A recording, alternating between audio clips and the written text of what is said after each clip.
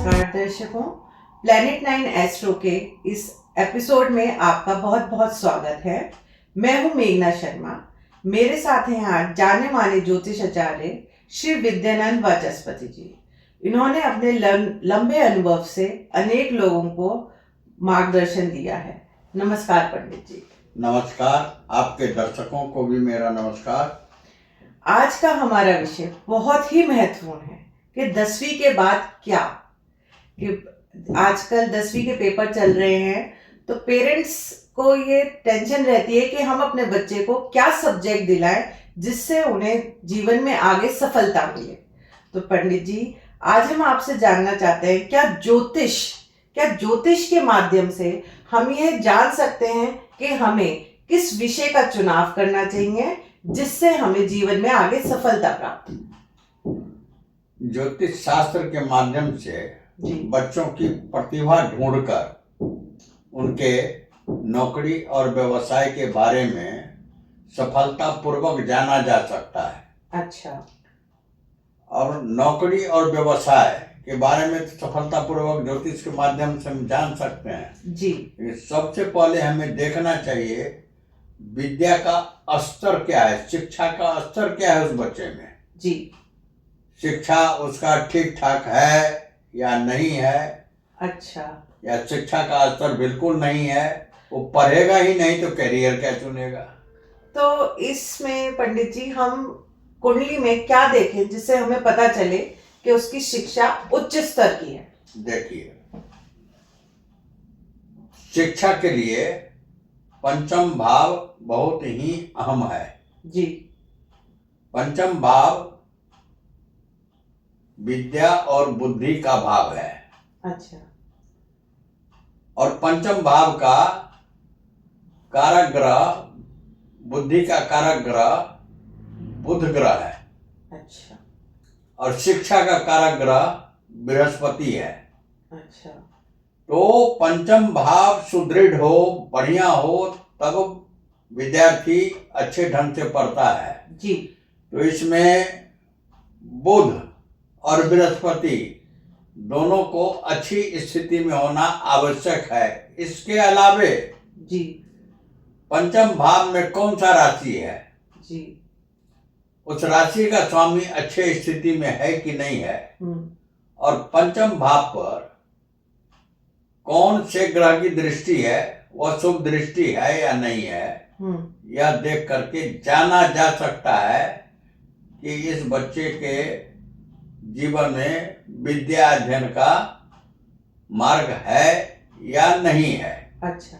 मतलब सबसे पहले यह देख करके ही फिर इसके बाद करियर का चुनाव किया जा सकता है।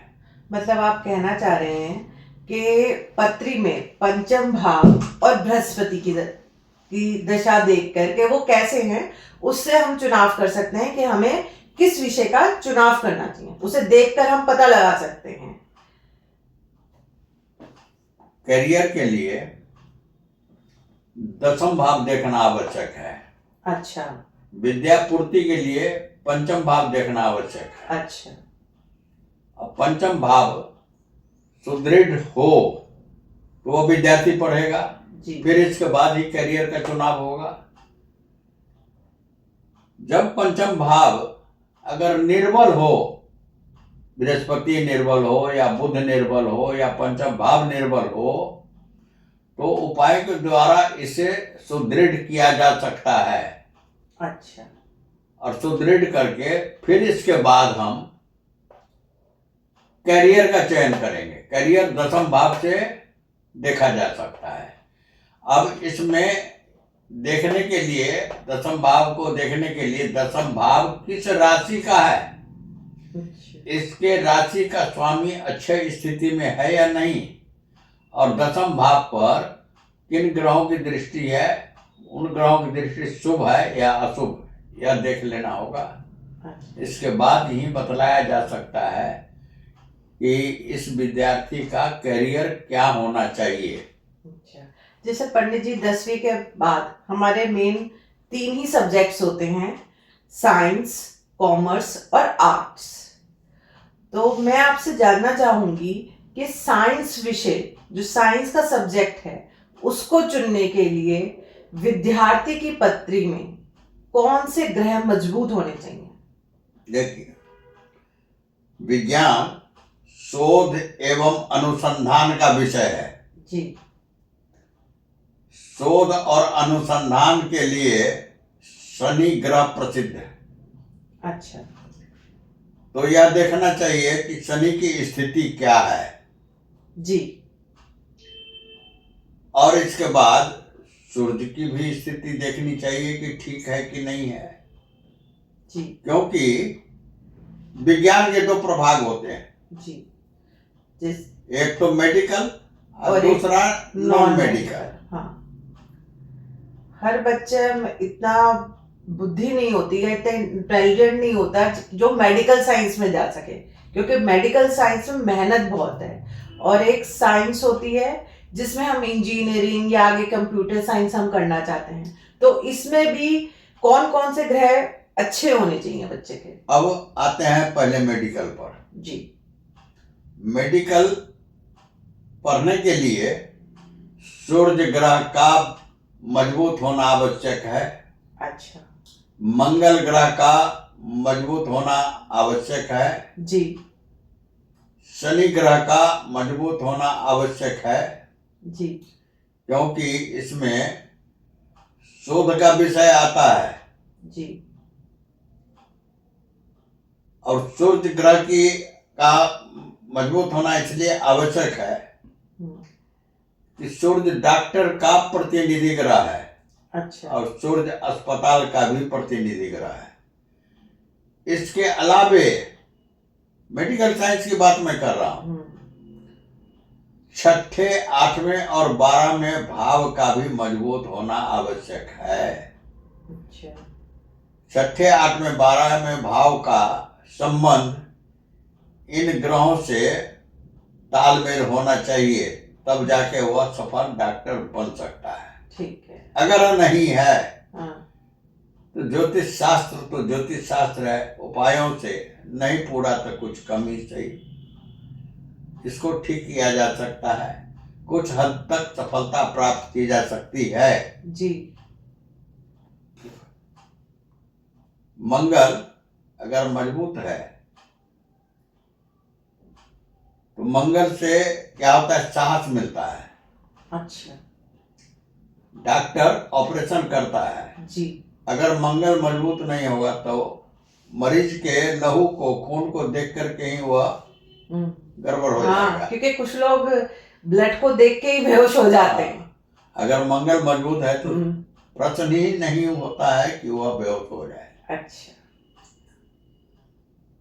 और सूर्य अगर मजबूत है तो सफल डॉक्टर होगा। अच्छा। अब देख लीजिए, रोग से संबंधित है, छठा भाव रोग का होता है, तो छठे भाव का मजबूत होना आवश्यक है। और छठे भाव को प्रतिनिधित्व करेगा मंगल।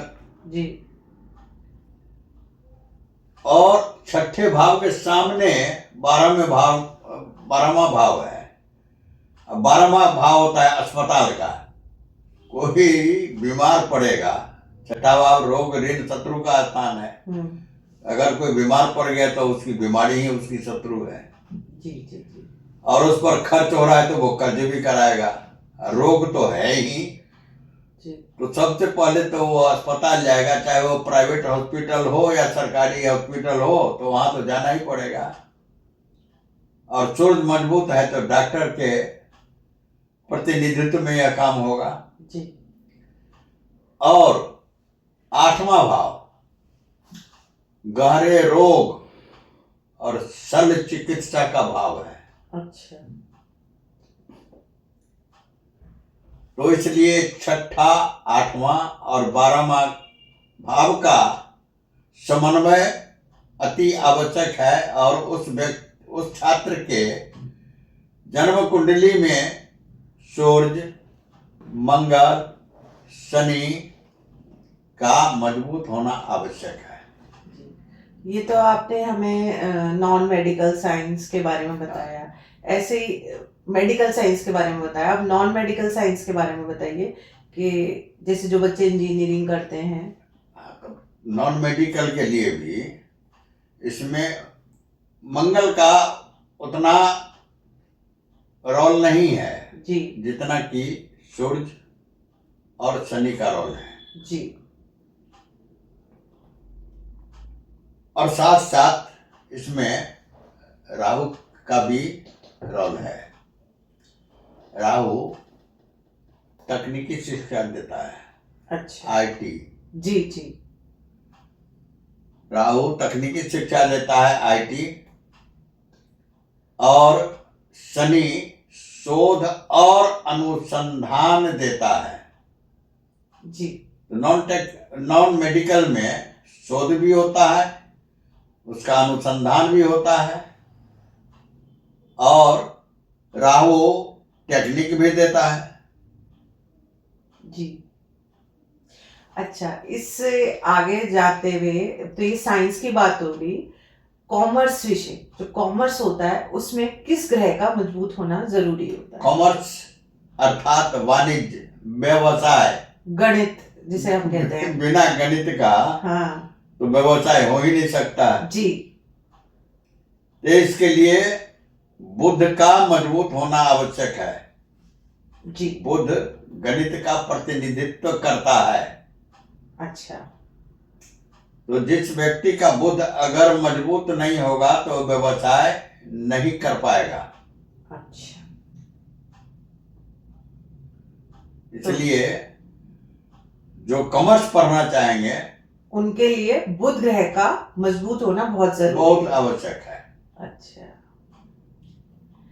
इसी विषय को आगे बढ़ाते हुए, जैसे आर्ट्स, ह्यूमैनिटीज, इसमें बच्चे जाते हैं, अलग अलग सब्जेक्ट्स चुनते हैं, और उसमें लॉ भी करते हैं, कला से संबंधित भी सब्जेक्ट्स को चुनते हैं, तो उसके लिए कौन से ग्रह का अच्छा होना जरूरी है? अब देखिए, कला के क्षेत्र में जहां तक प्रश्न है जी, शुक्र से संबंधित है।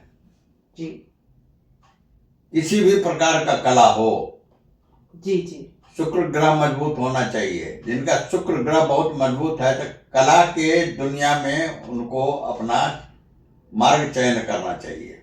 अच्छा। और इसके बाद कहते हैं लॉ।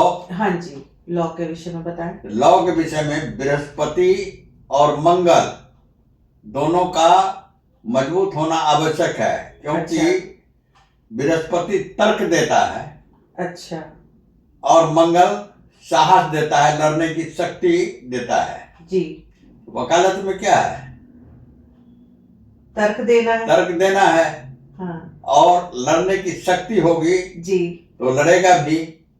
जी। और वह छठे घर से ही संबंध रखता है। जी। तो जो बनना चाहते हैं वकील, जी जी, प्रसिद्ध वकील बनना चाहते हैं, उनका जी। छठा घर मजबूत होना चाहिए, बृहस्पति मजबूत होना चाहिए, मंगल मजबूत होना चाहिए। अच्छा, मैं इसमें ये चीज जानना चाहूंगी पंडित जी आपसे, जैसे हम किसी सब्जेक्ट को चुनना चाहते हैं, पर हम चुनना तो चाहते हैं पर हमारे मार्क्स इतने नहीं हैं, या हम उस विषय में कमजोर हैं, तो जन्म पत्री में कुछ उपायों द्वारा हम इसको ठीक कर सकते हैं, हम अपना मनचाहा सब्जेक्ट लेने के लिए, या इसको कुछ ठीक किया जा सकता है पत्री के माध्यम से? बिल्कुल ठीक किया जा सकता है। कैसे? उसका उपाय अलग अलग होता है, सभी ग्रहों का उपाय अलग अलग होता है। अच्छा। और कोई भारी काम नहीं है जी। बहुत सारे ज्योतिषी जी।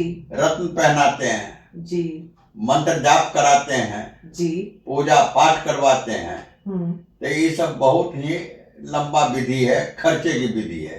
अच्छा। मैं जो बताऊंगा बिना खर्चे की विधि बताऊंगा और अपने से सब कुछ हो जाएगा।